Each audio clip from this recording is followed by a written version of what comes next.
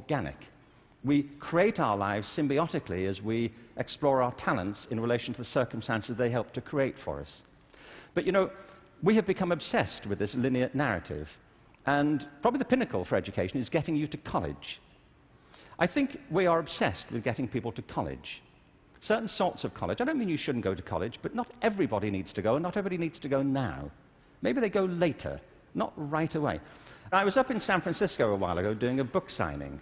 There was this guy buying a book. He was in his 30s, and I said, "What do you do?" And he said, "I'm a fireman."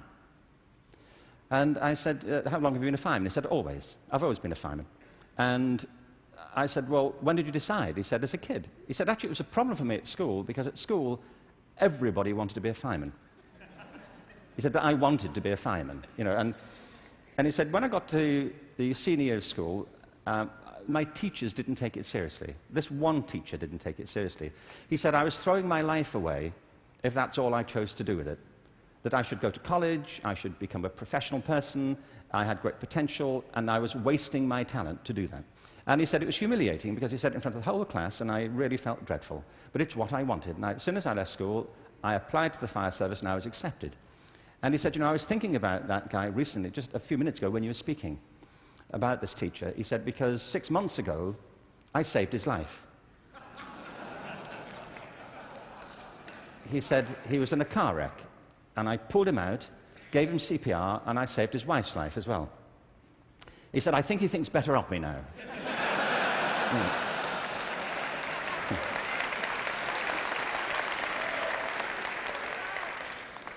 You know what I mean?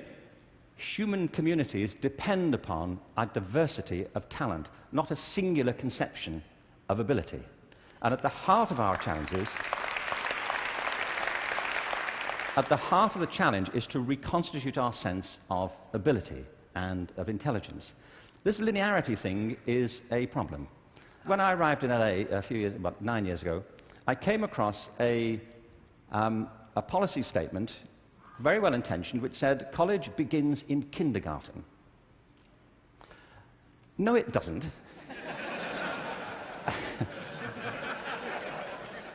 It doesn't. If we had time, I could go into this, but we don't. Kindergarten begins in kindergarten. A friend of mine once said, you know, a 3-year-old is not half a 6-year-old.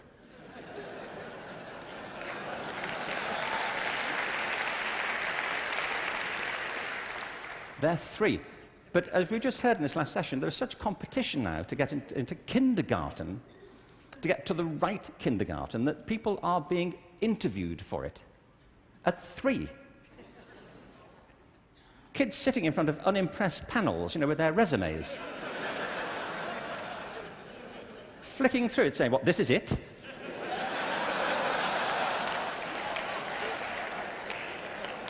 You've been around for 36 months and this is it. You know,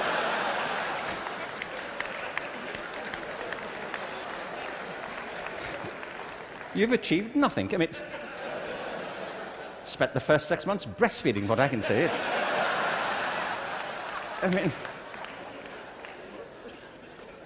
It's outrageous as a conception, but it tracks through. The other big issue is conformity. We have built our education systems on the model of fast food.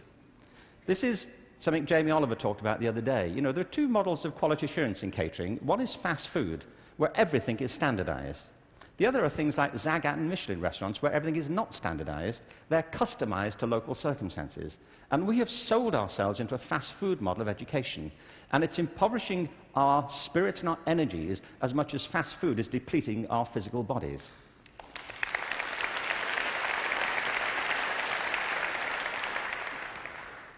I think we have to recognize a couple of things here. One is that human talent is tremendously diverse. People have very different aptitudes. I worked out recently that I was given a guitar as a kid at about the same time that Eric Clapton got his first guitar.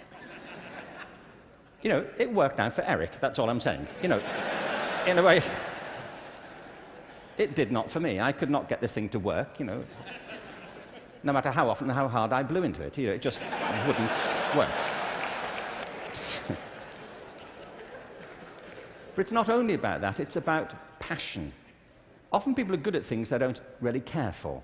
It's about passion and what excites our spirit and our energy. And if you're doing the thing that you love to do, that you're good at, time takes a different course entirely. My wife's just finished writing a novel, and I think it's a great book. But she disappears for hours on end. You know this. If you're doing something you love, an hour feels like 5 minutes. If you're doing something that doesn't resonate with your spirit, 5 minutes feels like an hour. And the reason so many people are opting out of education is because it doesn't feed their spirit. It doesn't feed their energy or their passion. So I think we have to change metaphors. We have to go from what is essentially an industrial model of education, a manufacturing model, which is based on linearity and conformity and batching people. We have to move to a model that is based more on principles of agriculture. We have to recognize that human flourishing is not a mechanical process, it's an organic process.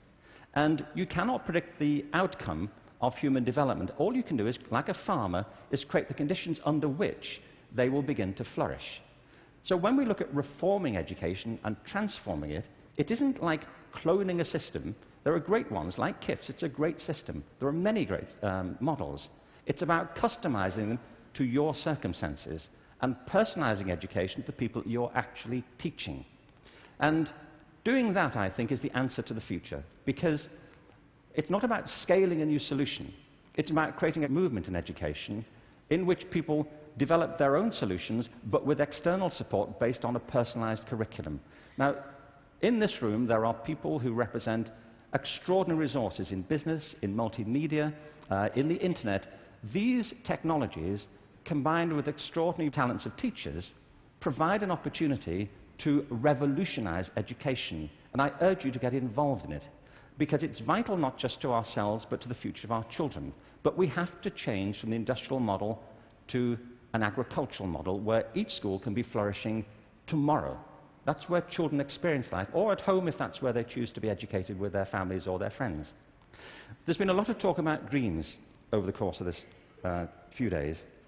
And I wanted just to, very quickly, I was very struck by Natalie Merchant's songs last night, recovering old poems.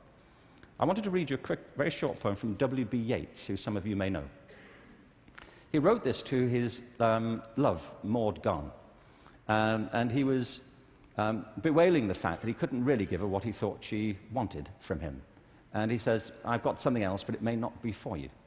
He says this: "Had I the heavens embroidered cloths, enwrought with gold and silver light, of blue and the dim and the dark cloths, of night and light and the half-light, I would spread the cloths under your feet. But I, being poor, have only my dreams. I have spread my dreams under your feet. Tread softly, because you tread on my dreams. And every day, everywhere, our children spread their dreams beneath our feet. And we should tread softly." Thank you. Thank you very much.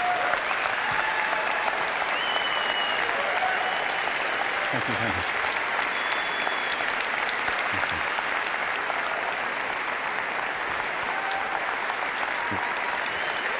Thank you very much.